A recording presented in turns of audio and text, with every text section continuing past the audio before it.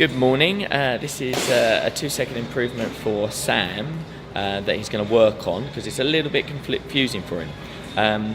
Sam does a very good method of doing multiple tracks all together, which we decided is definitely not batch processing because there's no one waiting for him as he's doing it. There's other people doing their jobs as he's doing.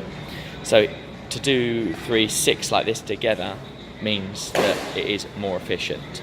However, what we noticed is at some points he's got the chords this side, and at some points he's got the chords this side. This is because they are lefts and rights. So one's left hand chorded, one's right hand chorded.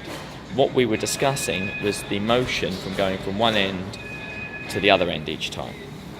And I'm moving this camera around a bit, so I'm going to be making you sick a little bit. So what we discussed is trying to do it a slightly different way. Now what we've done is there's still a left and a right hand chorded track on this, but you can see we've flipped the lefts round so that the front of the track is towards Sam now rather than the back of the track, which means he can do all his end sets on the same side, all his gliders on the same side, all his pilots on the same side, and he's not walking backwards and forth from one end of the track to the other at any point.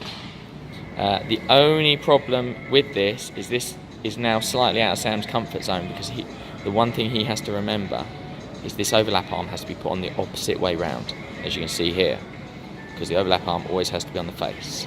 But he's going to try and do it because it's a good improvement, and we'll see how he gets on.